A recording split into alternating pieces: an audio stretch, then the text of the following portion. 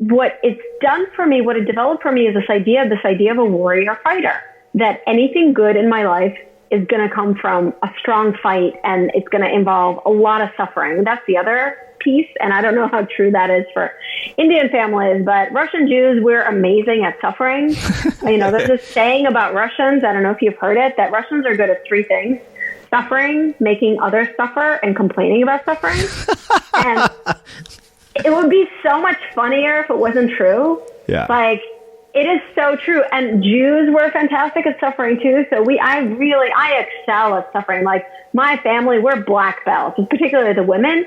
And so there's what I grew up with, and what really got ingrained in me is that anything worthwhile has to come with suffering. That if something is natural or easy, or I'm not working like nonstop for it, it's not worthwhile. And so that is the thing that, and it's not, my parents, all they've ever wanted is for me to have a good life, to be happy, to be healthy, right? To marry a good guy, to have a good job, to be able to take care of myself. But it's not like my parents wanted me to suffer, but this is what I grew up with, that you're a fighter, and anything worthwhile you have to suffer for. And this also kind of created this thing in me, like, even when things were good, I wouldn't allow myself to enjoy them, because, well, something wrong is something's going to happen. I'm going to have to keep fighting, right? And I hear this from so many other immigrants as well. There's no idea of safety, right? And I don't mean physical safety, right? But there's no idea of just, things like let it happen or accepting something. Like, these were like crazy ideas. And so that is, I think, the number one way that, like, growing up both as a Jew in Russia being persecuted, but also with immigrant parents, that's the thing that got instilled with me. And that's probably been the biggest thing within myself that I've had to shift. And this is what my book is all about. I share the story of how I've had to find a different way to live, where not everything is a fight, and I don't suffer all the time, because doing that for 35 years eventually brought me to a halt. I'm Srini Rao, and this is the Unmistakable Creative Podcast, where you get a window into the stories and insights of the most innovative and creative minds who've started movements, built thriving businesses, written best-selling books, and created insanely interesting art. For more, check out our 500-episode archive at unmistakablecreative.com. Nataly, welcome to the Unmistakable Creative. Thanks so much for taking the time to join us. I'm so excited to be here. I am really excited to have you here. So I have known about your work for quite some time, was a big fan of Happier when I first discovered it and downloaded the app. And before we get into all of that and talk about your new book and everything that you're up to, I want to start by asking you, where did you grow up, and what impacted where you grew up end up having on your life? So it's a great question, because it's led to everything I'm doing now. So I was born and grew up in the former Soviet Union, which is kind of funny because I grew up in a country that has a different name now. So when I grew up there, it was called Russia. And I grew up in Leningrad, which is now known as St. Petersburg. And that was my childhood. When I was 13 years old, 13 and a half, my parents and I left everything behind. And by this, I mean money, possessions, family, understanding of kind of how to go about our everyday life. And we left as refugees in an effort to try and come to the United States. So we're Jewish. And in Russia at the time, persecution of Jews was something not just very common, but also institutionalized and not just condoned, but I think encouraged by the government. And that involved lots of terrible things. And so my parents had always talked about trying to make our way to the United States so we could have a freer, better life, particularly for me. And so on May 21st, 1989 is the day we left. And so we left Russia with nothing. We even had to give up our citizenship. I think we had something like 6 suitcases. You were allowed 2 per person and a few $100s.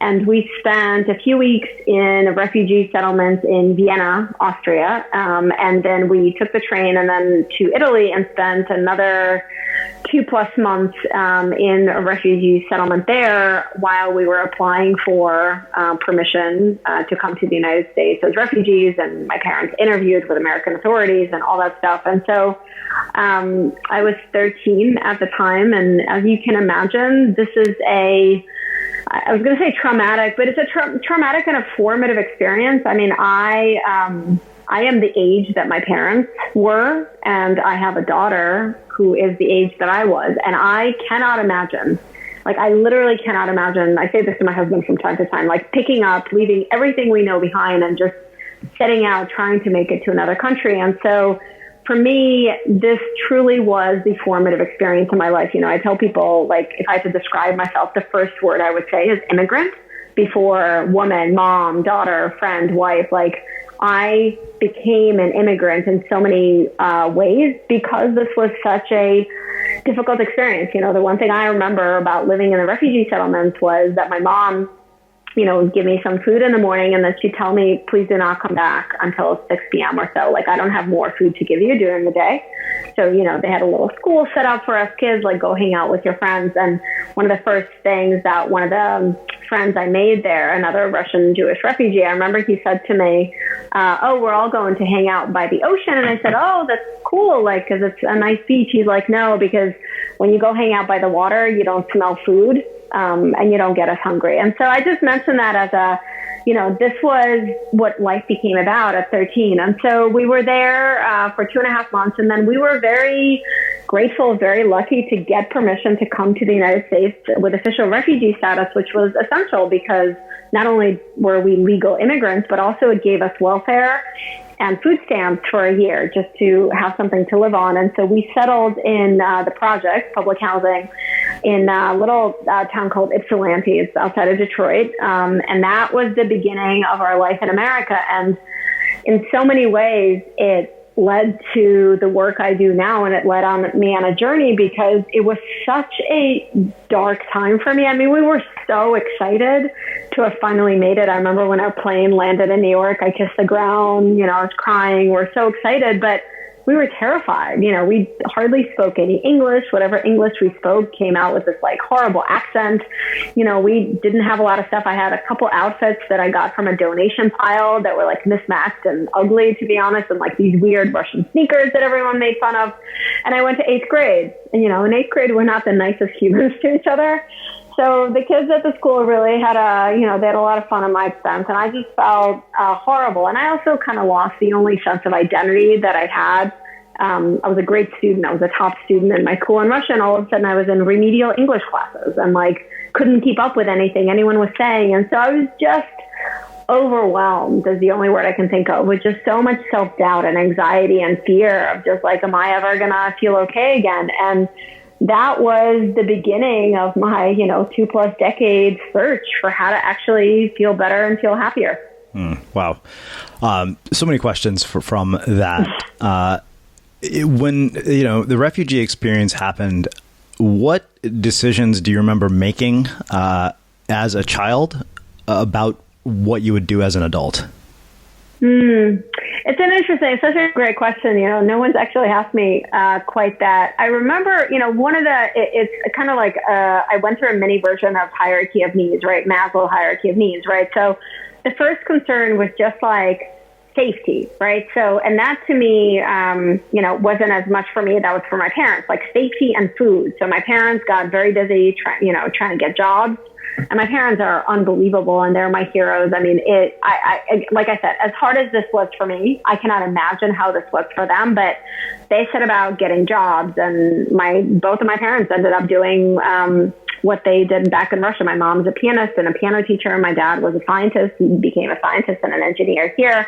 But for me, I went to I was really focused on the second part of the hierarchy of needs of just a sense of belonging, right? And so for me, ability to communicate was the most important thing. And so learning English, and that led me on a path to thinking about that the way that I was going to be okay in America and the way that I was going to honor this amazing gift, like I truly, to this day, to be honest with you, every day I feel like I was given this amazing gift to build a life in America, and am I doing enough with it, right? And so the way that I started to think about what I would do as an adult was about doing as much amazing things as I could to honor this gift of being able to live in America. And my first understanding of that as, a teenager and then, in college was I am going to contribute as much as I can. I'm going to do as much as I can. I'm going to be achieve as much as I can. I'm going to take care of my family. I'm going to do great things.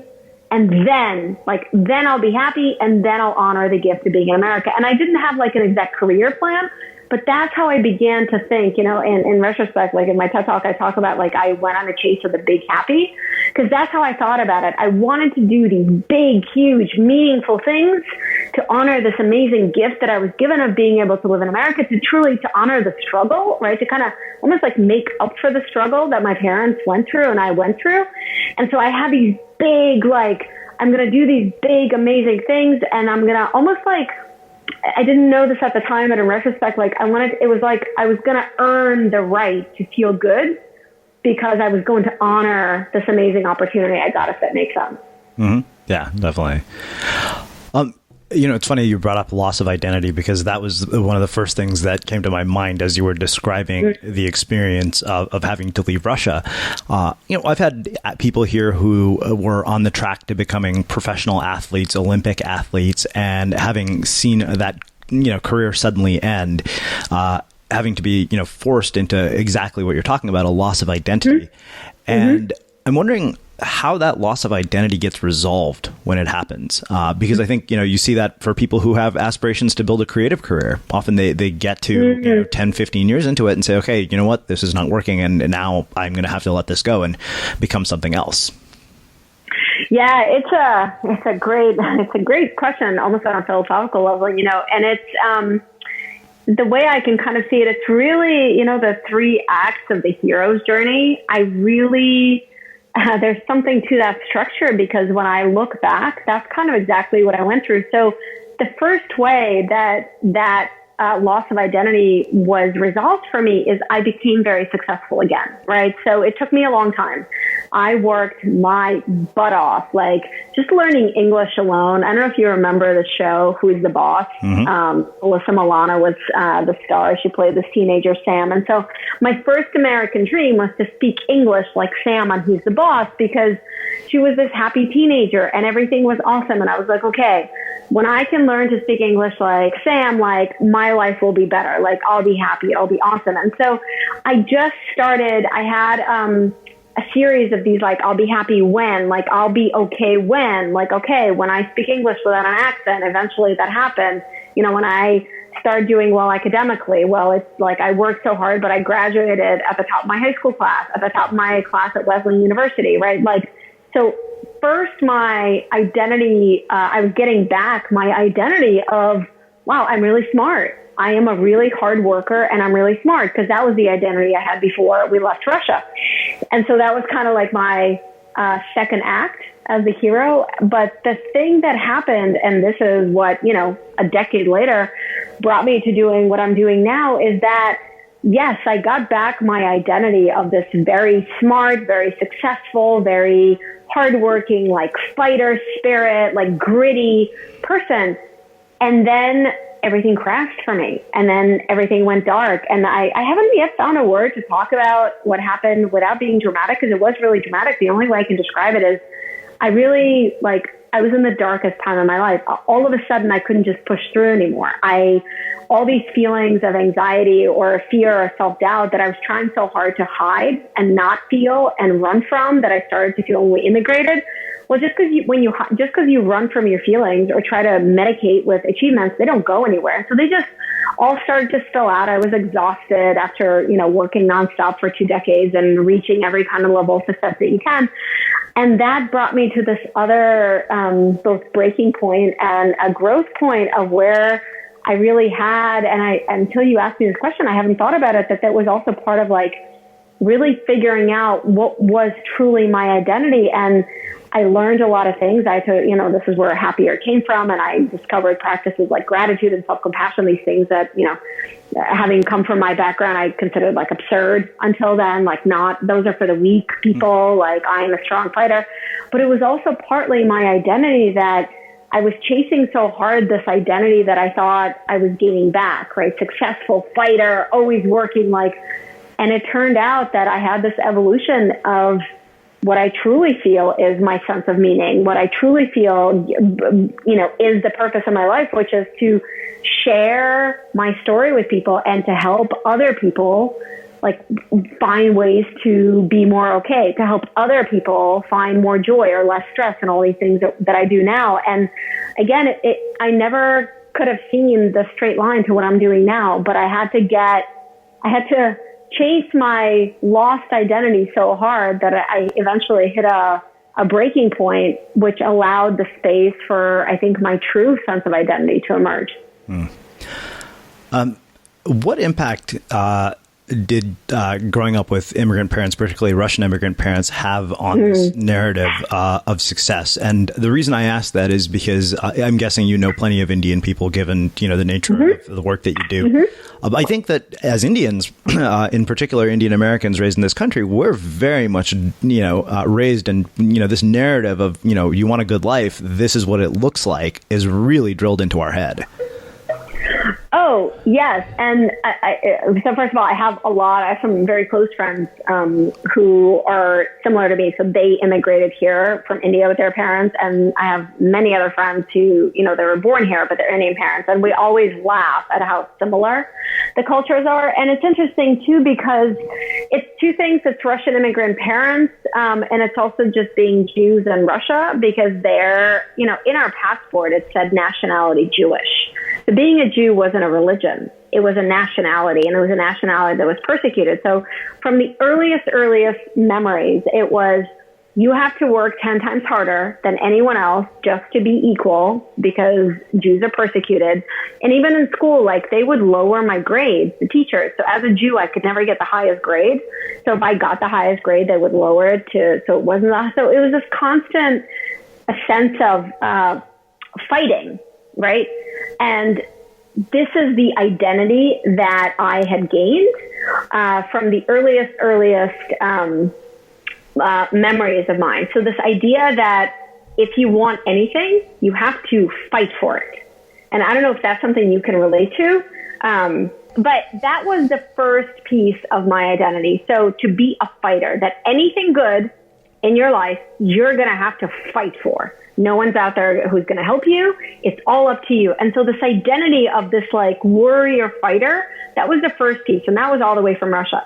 And then in America, it just kind of almost got exacerbated in a way, because again, we were in this unknown place. My parents have never applied to an American college. So they didn't know anything about this world, but it's always just been, look, you can do anything you want, but you have to work and fight 10 times more than others. And so what it's done for me, what it developed for me, is this idea of a warrior fighter, that anything good in my life is going to come from a strong fight, and it's going to involve a lot of suffering. That's the other piece. And I don't know how true that is for Indian families, but Russian Jews, we're amazing at suffering.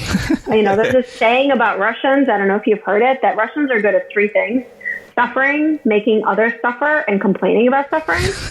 And it would be so much funnier if it wasn't true. Yeah.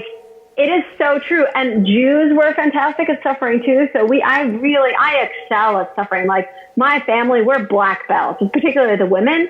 And so there's what I grew up with, and what really got ingrained in me is that anything worthwhile has to come with suffering. That if something is natural or easy, or I'm not working nonstop for it, it's not worthwhile. And so that is the thing that, and it's not, my parents, all they've ever wanted is for me to have a good life, to be happy, to be healthy, right? To marry a good guy, to have a good job, to be able to take care of myself. But it's not like my parents wanted me to suffer, but this is what I grew up with, that you're a fighter, and anything worthwhile, you have to suffer for. And this also kind of created this thing in me, even when things were good, I wouldn't allow myself to enjoy them, because, well, something wrong is going to, something's going to happen. I'm going to have to keep fighting, right? And I hear this from so many other immigrants as well. There was no idea of safety, right? And I don't mean physical safety, right? But there's no idea of just, things like let it happen or accepting something. These were crazy ideas. And so that is, I think, the number one way that growing up both as a Jew in Russia being persecuted, but also with immigrant parents, that's the thing that got instilled with me. And that's probably been the biggest thing within myself that I've had to shift. And this is what my book is all about. I share the story of how I've had to find a different way to live where not everything is a fight and I don't suffer all the time, because doing that for, 35 years eventually brought me to a halt. Mm-hmm.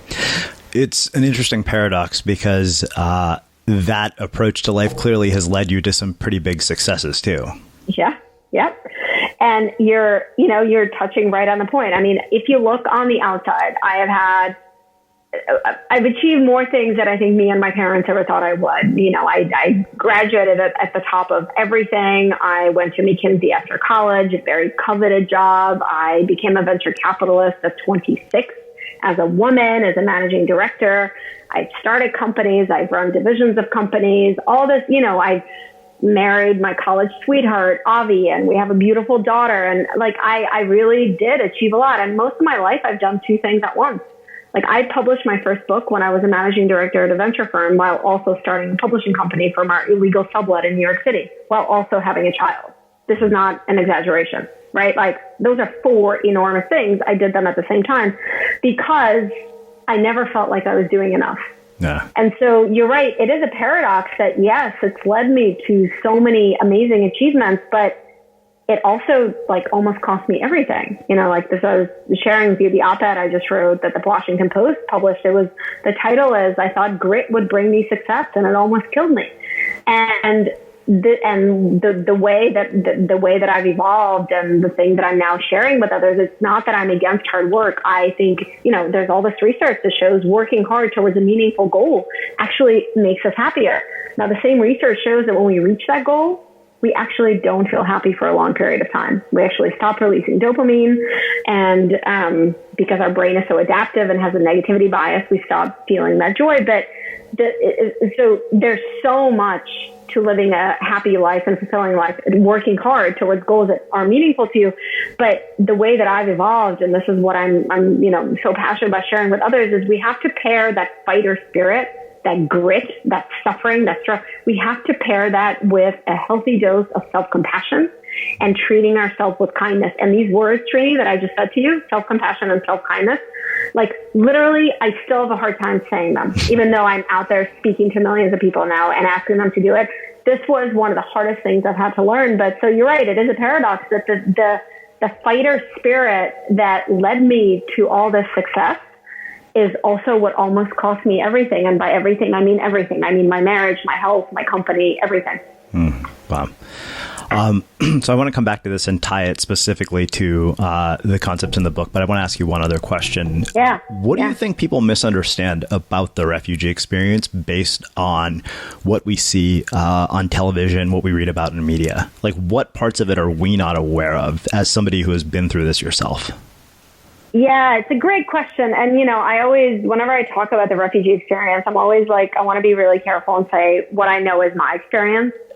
There's many different refugees and there's many different people. So my perspective comes from my experience. And I would say it's two things. The first is this idea that refugees want to come to America for an easy life, that it's an easy out, And from everything I just said, it couldn't be further from the truth. The refugees I know are the hardest working people I have ever met. And they aren't just hardest working, they love to work hard. They want to work hard. And they come to this country. We came to this country with this sense of, like I said, it's this honor to have an opportunity to build a life here. And so we are going to do everything we can to build a life here and to try and weave ourselves and our culture into the culture that is America. And so I think there's often it's this undertone, the refugees are escaping hardship and they just want an easy life here. I've never met harder working people than refugees. And the second thing in the media that most drives me wild sometimes is we're treating refugees as this one monolithic group. But every refugee is a human being. And so just like non-refugees are all different, there's very different refugee experiences. And there's people who, have my kind of experience. There's people who have other experiences. And so something that I'm really passionate about, and this is why I started, the book has two parts. And the first part is my story, is starting with a refugee story. The reason I'm so passionate about sharing my refugee story is because I think that often when we have something that is unknown to us as human beings, we feel fear. And so I think a lot of this negativity that we feel that we're seeing right now towards refugees, it's just because they're unknown, they're unfamiliar. And so if we could shed more light, if more of the refugees would just share their stories, not just of who they were, not just of coming over, but their stories here, like their lives here, I think that we would all just have this beautiful awakening of like, wow, there's very different people doing great things. And so that's part why I share my story, is so that we can get away from kind of talking about refugees as one big monolithic group and really understanding that these are hardworking human beings who are taking an enormous risk and overcoming enormous difficulties, not just on their way here, but ongoing in their life here, because they want to work hard and they want to build a different life. So I don't know about you, but vacuuming is not one of those things that I ever look forward to doing. But as you know, your environment has a huge impact on your creativity. So I still like it to be clean wherever I'm living and working.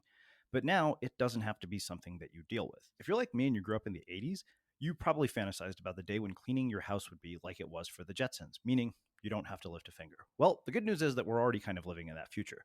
And the easiest way to make sure your floors are clean every day is with the iRobot Roomba Robot Vacuum. It cleans up after itself. The Clean Base automatic dirt disposal takes convenience to a new level, automatically empties its own bin into an allergen lock bag that holds 60 days of debris and traps 99% of pollen, mold, and dust mites, so you can forget about vacuuming for months at a time. Let the Roomba clean for you instead. It learns your home, finds dirt, and empties itself on its own. It's got powerful cleaning performance made effortless. Remember, if it's not from iRobot, it's not a Roomba. To learn more, go to irobot.com/unmistakable. Wow. Well, let's do this. Let's shift gears a little bit. And I want to start getting into the concepts of the book. But what I want to understand is how you go from, venture capital, McKinsey, all of that, to starting Happier. Like, what prompted that change in your life and what ultimately planted the seed for wanting to write this book? Yeah, well, it's a great question because there's no logical line there. So I'm glad you asked. So I, as I shared a little bit, so I spent about 20 years being a tech executive, a venture capitalist, an entrepreneur.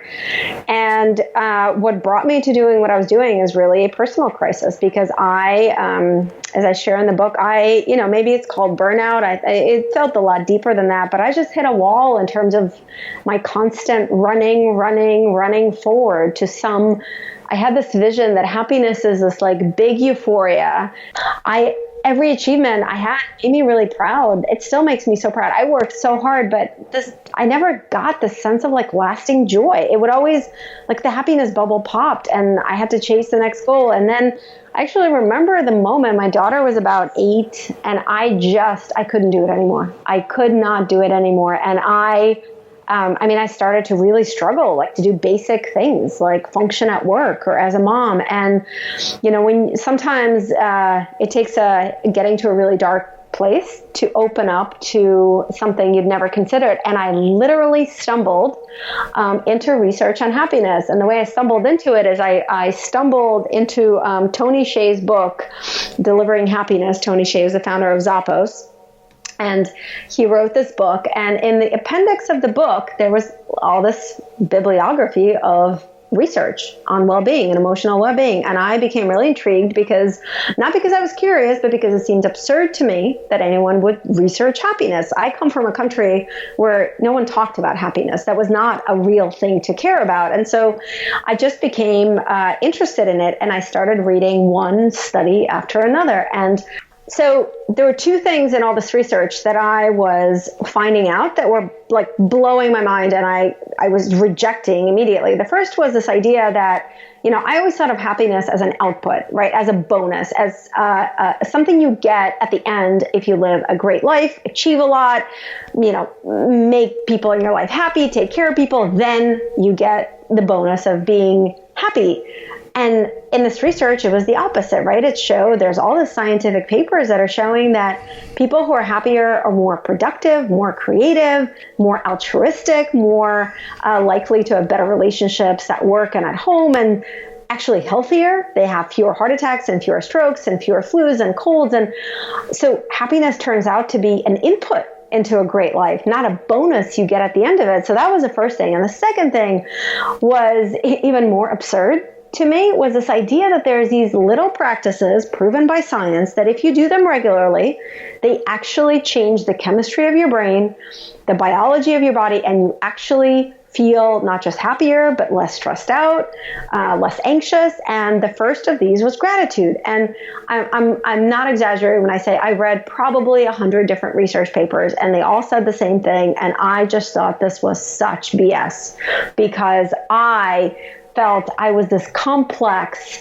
person, and how could something so simple as, writing down a couple things I appreciate about my day have any impact on how I feel? Like, look at all the things I've just fought for. Look at all the things I've just achieved. And this was my first reaction to all the science. But when you're desperate, you try something. And I was really desperate. I mean, and probably the thing that was my biggest motivator was my daughter, because I was being a terrible mother. I was almost like catatonic. And then I would start yelling, like I had no ability to be okay. And so I said, fine, I'm going to do this gratitude thing for 30 days as an experiment. My father's a scientist, so experiments. I was like, great, I'll do this as an experiment. For 30 days, I'm going to do two things. I'm going to write down 3 good things I appreciate about my day. And I'm going to have one interaction of gratitude with another person, right? Because research shows that capturing gratitude and expressing it is very powerful. And so I announced this to my family. I'm going to do this for 30 days, fully confident that it was not going to work. And I, would feel very smug and very kind of comforted in my specialness and my complexity that, I'm way too complicated for the simple stuff. And well, the punchline, we're doing this interview because after about a few weeks, I could see a difference, and I didn't want to see it. I didn't want to admit that this was working, but it was working. And it's not like gratitude and kindness and kind of being more present. It's not like it made me some happy-go-lucky person. Not at all. It's that I gained the ability to actually be present for and enjoy the warmth and kindness and beauty and love that were in these little moments in my day that were already there already. I didn't have to gain anything new, build anything, achieve anything. I just was now actually experiencing the joy or the connection that was already there in my life. And there were these little moments like, my daughter hugging me, or, Avi, my husband, checking in during the day, or being able to help a colleague and them saying thank you, like really small moments. It's not that they weren't there before, it's that I'd only treated them as a means to an end. Because I was always racing. I was chasing this big, like the big thing, the big happy, the big achievement. And what I realized is when I started to honor these moments with my gratitude, they fueled me, and not with some never-ending happiness, but with some joy, but also with the resilience to get through the hard times. And so that's how I got on this journey. And after doing it for a month, I kept doing it. And then I started to be this annoying friend that would talk everyone's ear off about these practices. And eventually, I was at a time I was running consumer division of this mobile company. We sold it to PayPal, and I'm not someone who can work in large companies happily. And I was just becoming really passionate with this idea. So I left my executive gig at PayPal and founded Happier with the same mission that we have now. And that is to help millions of people learn these tiny scientifically proven practices and make them part of their lives so they can thrive in the same way that I was beginning to. Wow. Okay. So we've talked about gratitude, which I think was like a really nice segue into talking about some of the other sort of what I consider pillars of happiness that you talked about in this book.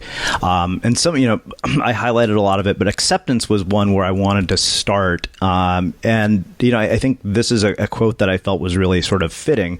You said, by relaxing our impossibly high expectations of reaching peak happiness, avoid challenges or difficult emotions, we give ourselves permission to experience joy, kindness, meaning, and contentment in everyday moments of our lives. Can you expand on this whole idea of practicing acceptance? Yes, and I will start by saying that there are two skills. So we haven't touched on this a little bit, but just to say, I look at happiness as a skill. So I look at happiness as something you do, not something you feel. And I look at it as a skill that you can improve by practicing these different skills. And one of them is acceptance. And there are 2 skills in my book, Acceptance and Self-Compassion, that are so difficult. And I think they're really difficult for creatives, and they're really difficult for entrepreneurs. They've been really challenging for me. And to your question about acceptance, just to start by kind of defining it, I used to think that acceptance meant waving a white flag of like giving up over your head. Like acceptance seemed very passive to me.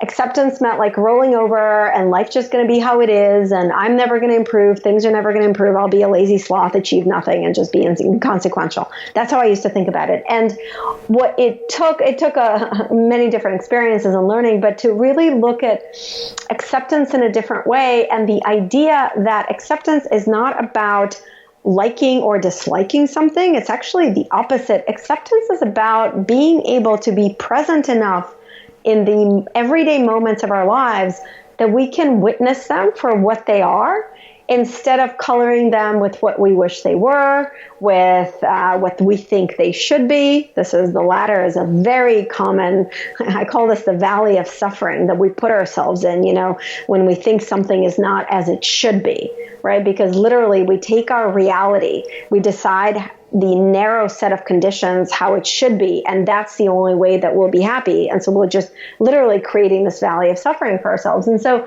this idea of acceptance is not being a passive choice to roll over and let life roll over you, but an active decision to be present enough in the everyday moments that we see them for what they are. And that means a couple things. When you're present in more of the moments in your life, you're present for much more of the little joys that otherwise we miss. This idea of the cliches are here for a reason to stop the smell of the roses, right? Like it sounds so stupid, but actually guess what? When you become present in your life, you notice beautiful things. And there is research that shows that experiencing awe, so when you look at a beautiful flower, a beautiful sunset, when you experience awe, you are releasing serotonin, you feel happier, all leads to better communication and increased patience, right? So there's research to all of this. And so when you're present to more of the moments in your life, when you accept them as they are, some of them fill you with joy. But I think even more powerfully so, what happens is that we're able to make much better decisions because we're not just instinctively reacting to everything.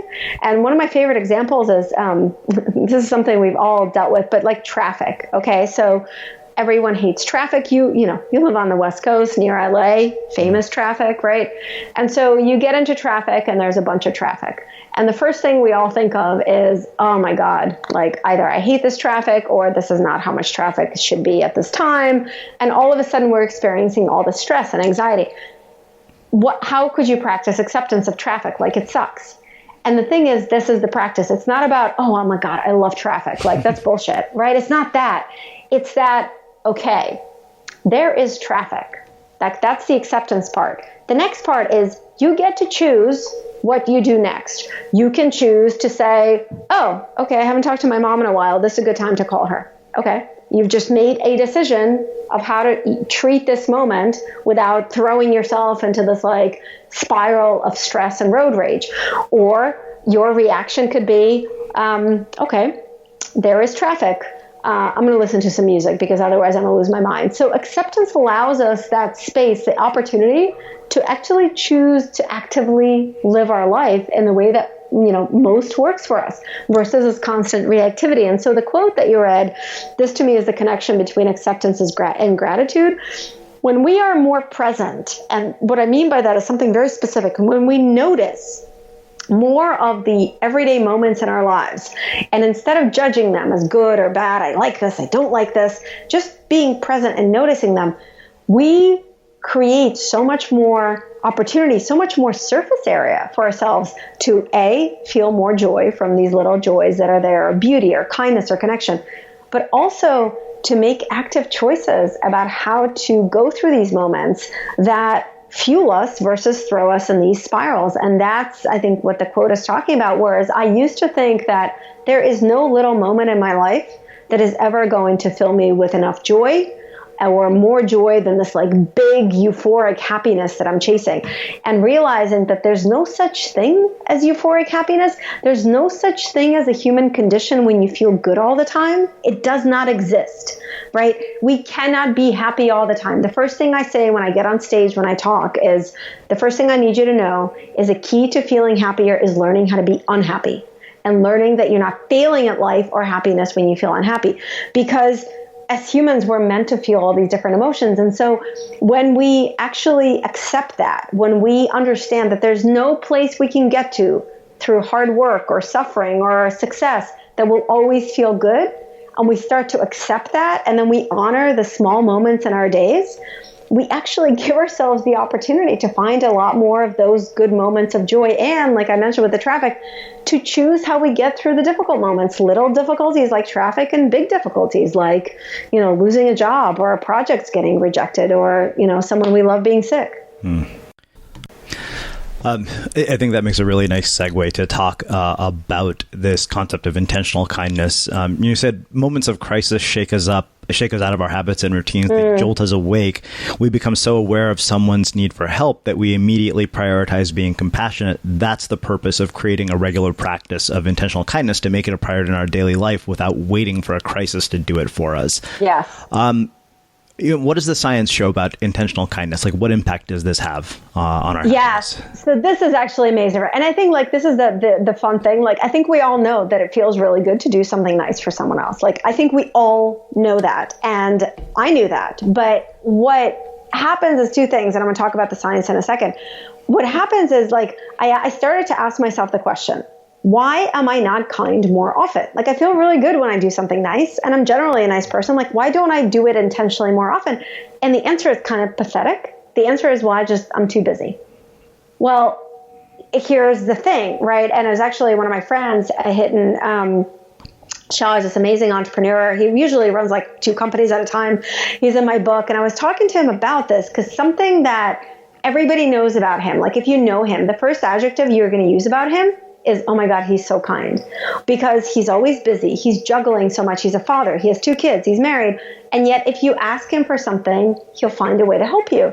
And so I said, well, how come you're not too busy? And so he gave me this example. He said, I just don't allow myself to think about how busy I am, because it's not I'm busy now, I'll have more time later. And so this idea that when we're in a moment of crisis, right, a friend gets sick, we don't say, oh, I'm too busy to help, right? We go there. And so connecting this to the science. So again, our human brain has evolved to feel good when we do something kind. So when you do something kind, however small, like opening the door for someone, texting a friend to check in, your brain releases oxytocin. Oxytocin makes us feel really good. And oxytocin, most of us know it as a hug hormone. When you hug someone, you release it. So our brain is such that every time we do something kind, we feel good. And biologists actually and psychologists hypothesize that the reason our brain evolved to feel good when we take care of someone or do something kind is, of all mammals, we take care of our young for the longest amount of time because the human brain needs so much time to develop outside the womb. And so for us to deal with the crying, crazy, not sleeping, and I had one of those children, for us to deal with the difficulties of parenting, our brain evolved to make us feel good when we do something kind. And so there's really amazing other research on kindness. For example, when you do something kind, you feel good. When you're on the receiving side of kindness, you also feel good. There's research now that shows when you observe an act of kindness, you release oxytocin, you feel good, and you are more likely to do something kind. So it's obviously this something that we are meant to do as human beings. And so this idea that we get too busy to do something kind, it really struck me. And so I actually started scheduling kindness on my calendar. I still have it. I just put it at random times during the day. I literally just put loving kindness on my calendar. And when it pops up, if I can, I do something kind. It can be really small. Most often what I do is I text a friend or a family member and just hey, I'm thinking of you. Or, if I can, I'll leave a nice note for someone.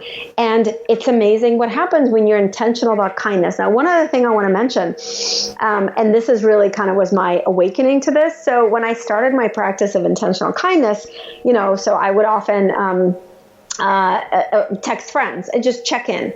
And research shows that when you do kindness acts in clusters, you really get the benefit. So one a day, you feel good. But if you do when you're really stressed out and you do 5 kind things, you really feel the benefit because you're in an oxytocin bath. So I came up with a strategy. I call it Blast Your Stress with Kindness. And I write about it in a book. And every time I feel really stressed out, I would give myself a challenge, do 5 kind things right now. And most often the easiest thing to do is like check in with a friend. And so I would write these messages to friends like, hey, just thinking of you. And you know what my friends would respond with? Oh my God, what's wrong? That was their oh my God, what's wrong? Because what we're used to is usually when someone does that, is like they're suffering, they're struggling. And that's what really struck me. I was like, wait a second, holy crap. Like my friends are used to hearing nice things from me only when something is wrong. No. And so that's the research. And so when I do big talks and workshops, and I say to people like, we're all kind. Like science shows that we feel good when we do kind things. We have evolved to be kind.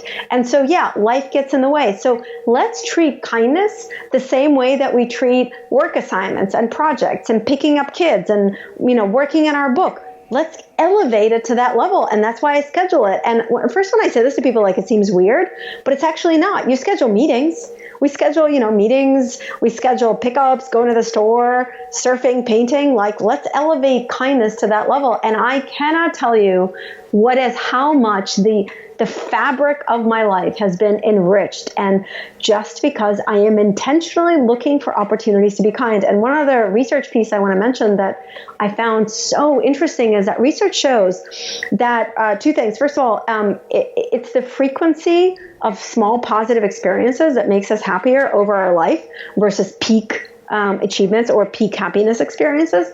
And the second is that doing something kind for a stranger has the same impact in terms of how we feel as doing something kind for people we know and love. And in one of my favorite experiments, Mike Norton, he's a professor at Harvard Business School, is a friend of mine. He's run many of these kinds of experiments where, they'll have a group of people walking in Starbucks. And the first group, they just say, go do what you were going to do. We'll talk to you on the other side. And the second group, they say, please go, do whatever it is you were going to order and get your drink, but have one small positive interaction with someone, person behind you, or smile at the barista handing you your drink, just one small positive interaction. And they consistently find the people who have one small positive interaction, and think of how small it is, they feel happier and more uplifted. And that just speaks to me to, our fundamental human need to feel connected.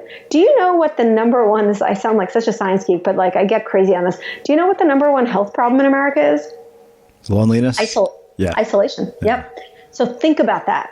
The number one health problem that leads to depression, anxiety, heart attacks, strokes, and worse, and death is isolation and loneliness. And on the opposite side is the fact that a tiny, small positive interaction with a stranger can make you feel so good. And so to me, this is kind of like I'm on this daily call to action for intentional kindness. And, my family, my husband and my daughter, they laugh at me because they tell me I used to look at life through a lens of efficiency. So I just looked at everything. How can I get it done more efficiently? Right. So if I was going to a Starbucks, I'd have my credit card out. I know exactly what I'm going to order. I would be polite, but I was basically like in and out, like, hi, can I have a, tall latte? My credit card was already in the position to go in the machine, like boom, boom, boom, and I'm out. Yeah. And now I use the lens of kindness. And so my husband and my daughter laugh. They're like, things with you can take a long time now because I'll talk to the barista and I'll talk to the people behind me. Like I just flew back from a speaking engagement. You should see me getting off this flight. I was talking to the flight attendant and I was connecting the person next to me to this friend because I thought it could help them. Like, this is what my life has become. And I'm smiling as I'm saying this because I every day I feel like I'm weaving this fabric of human connection.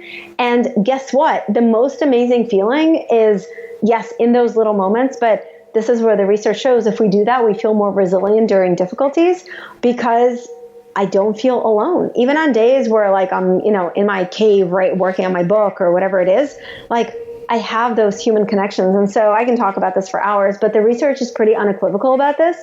And it's my kind of big call to action to everyone is to go have a small positive human interaction and you'll see how you feel. Wow.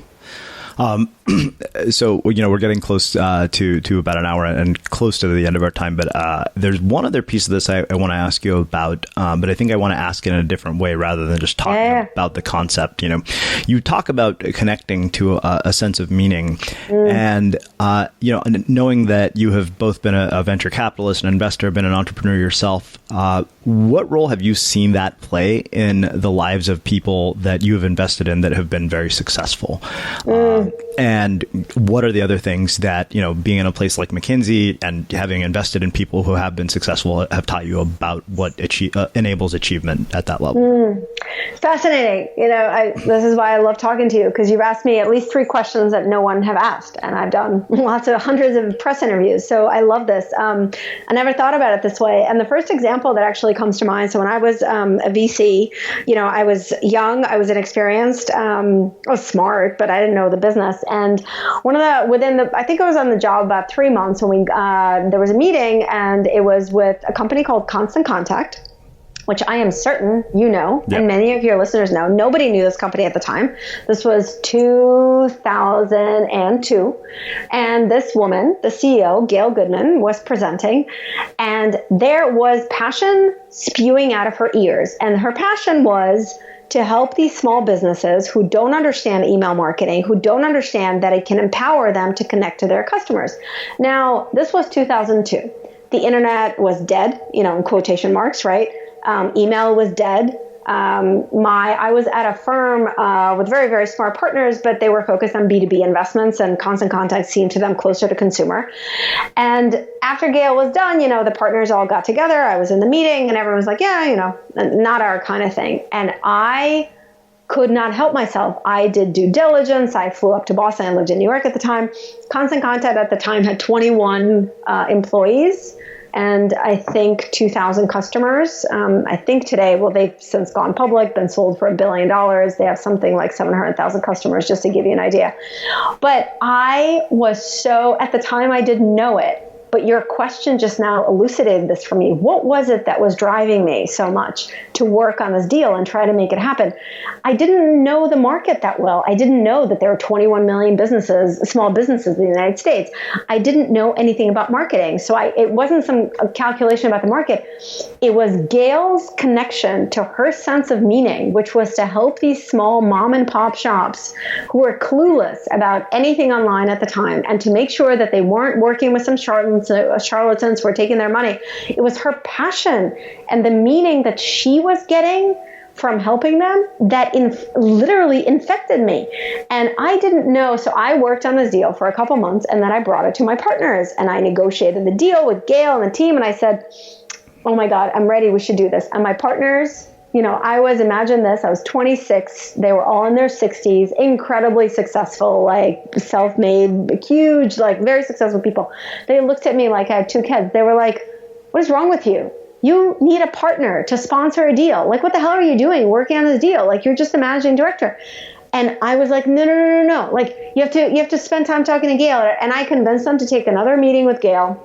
And long story short, the head partner at the end of that meeting said to me, fine, Nataly, I'm going to give you $1 million to fail with and learn your lesson, because I don't believe in this, but here it is, which is like, okay, that's really mean and an asshole move, but we won't talk about that. Okay.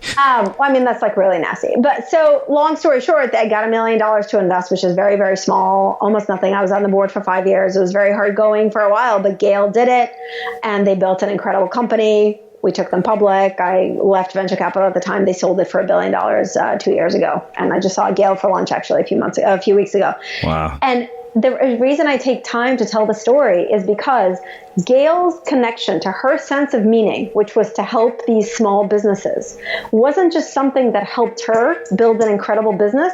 It infected me, which led me to fight so hard to get the money to her. After we invested, I found out that and I knew this, that the Constant Contact had burned through about $30 million before they came for this next round that I invested in. I knew that. What I didn't know is that their existing investors said to them, unless you get a new investor, you have to shut the company down. So Gail's sense of meaning not just helped grow the company, not just infected me and made me work my butt off and break all sorts of rules. It literally saved the company. And to me, that's the best story that I can tell, that when we connect to our genuine sense of meaning, and by the way, research on this is if like, and I ask your readers to do this, like write down what is meaningful. So 2 things I want to say. Psychologists define a sense of meaning as connecting something you are good at in service of someone else, to help someone else or someone other than you. And research consistently shows that when our goals are intrinsic, so they're connected to the sense of meaning, we feel great as we work towards them, and we feel good when we achieve them. When our goals are extrinsic, when they lack the sense of meaning, when they're about money or fame or something like that, we actually do not feel satisfied when we reach them. There's actually kind of a feeling of like, oh crap, I'm missing something.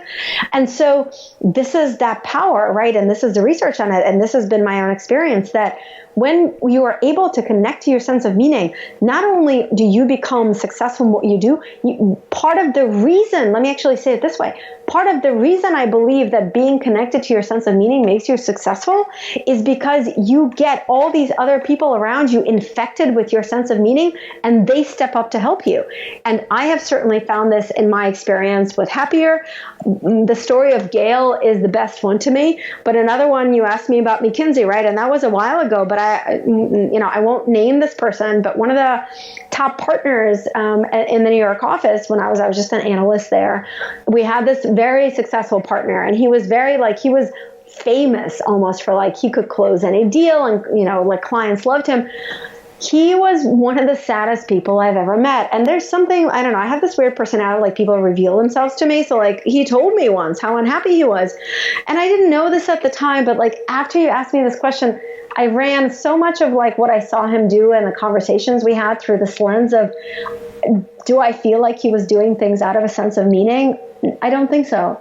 I'm not judging it. I just don't think like he connected what he was good at in service of others. I think he had other reasons. And so to me, this is, I guess, the best articulation I can give of why people who connect to their sense of meaning and infuse it in their jobs aren't just happier, but more successful, is because it is infectious. And when we truly are connected to it, we infect other people around with it, and they step up to help us. And the one last thing I want to say about the sense of meaning, because it's like picking favorites in my book is like, they're all children, but that may be my favorite chapter, which is a bigger why, because there's all these articles that are like, don't chase happiness, chase meaning. I think it's BS. I think you cannot be happy if you don't have a sense of meaning. I think they're connected. And so it is my favorite chapter because I don't feel we talk about it enough. And one of my favorite things that I just want to mention, one of my favorite stories, President Kennedy, we all know he gave that very famous speech when he said, I want everyone in our country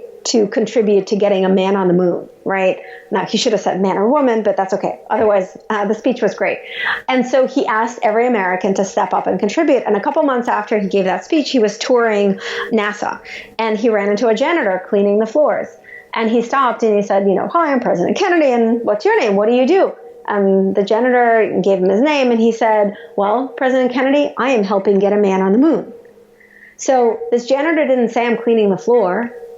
He connected to his sense of meaning. And there's actually research, one of my favorite research studies, it was done in a large hospital system by a Yale professor and her team.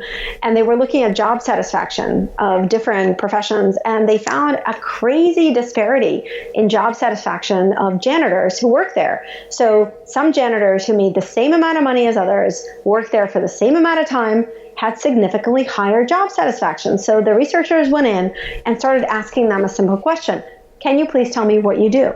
And the janitors with the low job satisfaction said things like, I clean the windows, or I take out the garbage. They focused on the what. The janitors with the highest job satisfaction said things like, I help patients heal, or I help the families of the patients, feel a little bit better while they're here. They focused on the why. Right? They connected to their empathy, to their strength of kindness in service of others. And think about that, right? And those are janitors doing really burdensome jobs that I think most of us would not want to do. And some of them increase their job satisfaction simply by connecting to their sense of meaning. And so I could go on about this on and on because I'm so passionate about it, because it elucidated so much for me. But also I love how you asked the question, because I never thought about it, that it doesn't connecting to your sense of meaning doesn't just make you happier, but because it is infectious, it gets all these people around you to step up and help you, so you become more successful. And that's the Gail story from Constant Contact. Wow. I think that makes a really sort of beautiful way to wrap up our conversation. So I have one final question for you, which is how we finish all of our interviews with the Unmistakable Creative. What do you think it is that makes somebody or something unmistakable? I think it is being true to themselves and bringing out their inner awesomeness and the most real way, whatever that means to them. And the people in my life that I admire and I'm inspired by, when I ask myself, like, what is it about these people that I think makes them shine? Like, why am I so drawn to them? And why are they so successful? It's always because I feel like they are being who they are. And they have worked very, very hard at the craft of sharing who they are with others in a way that brings them meaning. So that's what I think of unmistakable. Wow. Well, where can people find out more about you, your work, and the book? Awesome question. So the book is called Happier Now: How to Stop Chasing Perfection and Embrace Everyday Moments, including the difficult ones. It goes on sale on May 1, and you can find it at your favorite bookseller, including Amazon and all the small and big offline and online booksellers. To learn more, just visit happier.com. It's spelled exactly like it sounds, and you can come and subscribe to our weekly newsletter, which I write myself. You'll find lots of awesome videos and resources. Many are free and accessible, and those are the best ways to find me and the book. Awesome. And for everybody listening, we will wrap the show with that. Thank you for listening to this episode of the Unmistakable Creative Podcast. While you were listening, were there any moments you found fascinating, inspiring, instructive, maybe even heartwarming? Can you think of anyone, a friend or a family member who would appreciate this moment? If so, take a second and share today's episode with that one person, because good ideas and messages are meant to be shared.